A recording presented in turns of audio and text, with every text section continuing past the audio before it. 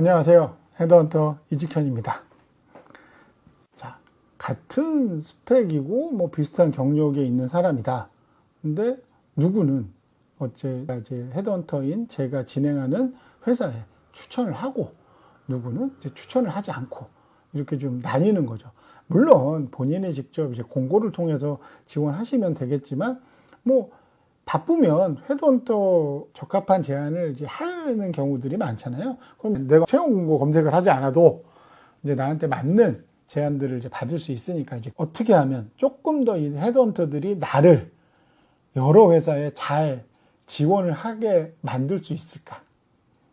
헤드헌터 입장에서 추천하고 싶은 지원자가 있고, 이 사람은 조금 아닌 것 같아 해서 추천을 좀 주저하고 추천하지 않는 지원자의 특징이 있잖아요. 그러니까 그런 특징들을 알면 내가 이제 어떤 식으로 해야 추천을 많이 받아서 이제 이직하는데 좋은 기회를 얻을 수 있구나.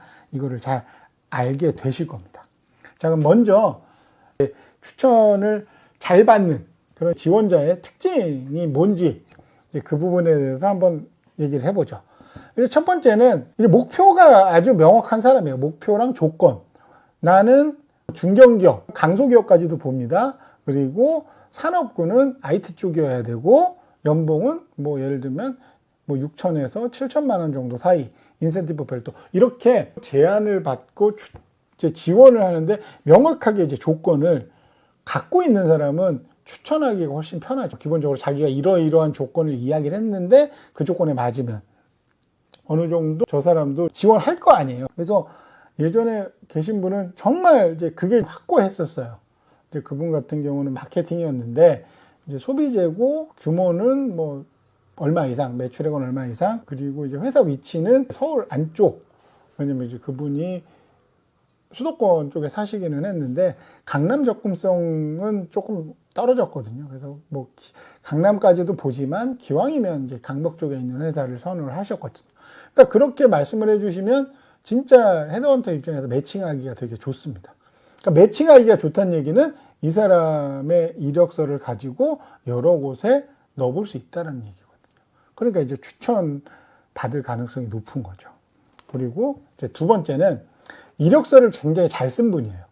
그러니까 특히 이제 뭐 잡코리아나 사람인 같은 거를 주로 헤드헌터들이 많이 볼 겁니다. 그 경력, 그 이력서 제목 같은 거에 자기의 직무나 성과나 그런 키워드를 명확하게 넣는 분들이 있어요. 그러니까 뭐 세일즈는 매출, 엔지니어면 자기가 갖고 있는 스킬, 뭐 PM이면 자기가 했던 뭐 가장 큰 대표적인 프로젝트나 뭐 이런 식으로 딱 나에 대한 설명을 간결하게 확실하게 할 수 있는 사람. 그 사람은 자기 업무에 전문성이 있다라는 거를 이력서 제목만 보고도 알 수가 있거든요. 그러니까 키워드 같은 거를 적극적으로 활용해서 이제 저 입장에서 사람을 찾을 때 딱 그거 하나만 보고도 찾을 수 있는 사람. 그러니까 좀 이력서를 굉장히 잘 쓴 사람이 여기에 속할 겁니다. 그리고 이제 추천하는 사람 특징 세 번째. 이제 소통이 빠르고 연락이 잘 되는 사람. 이건 진짜 중요합니다. 그러니까 업무 시간에 연락이 안 되는 건 이해할 수 있습니다. 저도 회사를 다녀봤지만 막 회의 여기저기 끌려다니고 하다 보면 뭐 몇 시간씩 연락 안 되는 거는 그럴 수 있어요. 충분히.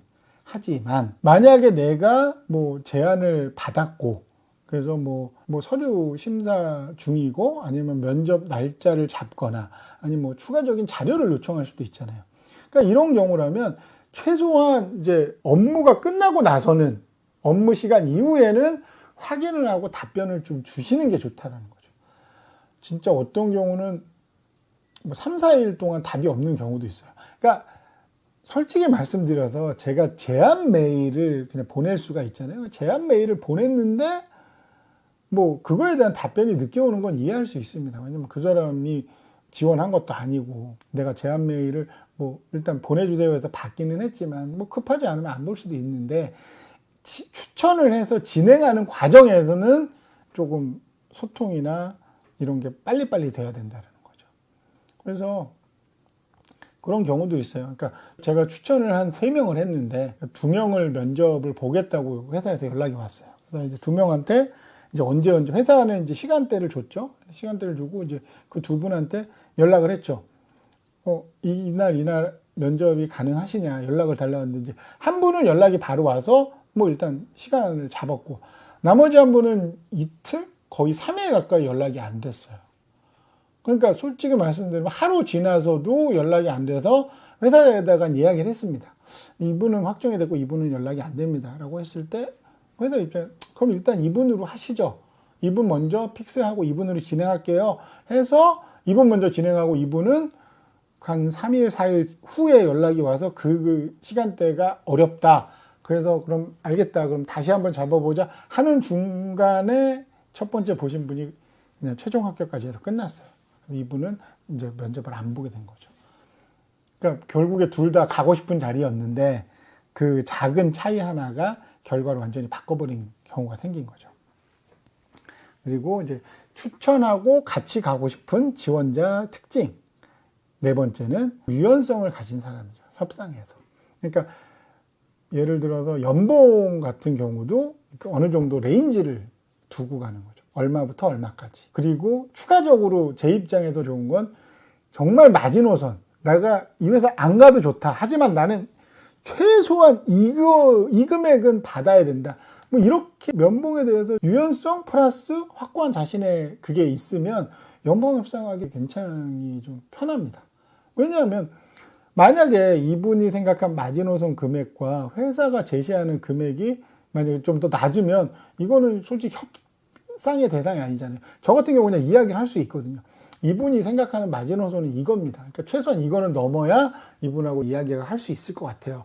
그럼 이제 회사 입장에서도 그렇다면 뭐 얼마까지는 써볼 수 있겠다. 이렇게 서로 왔다 갔다 하면서 의견 조율이 되는 상황이거든요. 그래서 그냥 명확하게 나 얼마 이상 이하면 안 된다 했을 때는 그런 생각을 가지셔도 그건 이해를 합니다.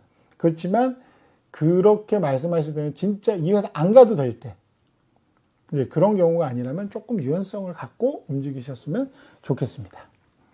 자, 이력서 잘 쓰시고 소통, 연락 잘 되고 이제 명확한 자신만의 목표가 있으셔야 되고 유연한 이제 조건이나 유연한 모습을 좀 보여주시면 확실하게 이제 이직에 성공할 수 있는 가능성은 분명히 올라갈 거라고 저는 생각을 합니다. 제 이야기가 도움이 되셨다면 좋아요와 구독 부탁드리겠습니다.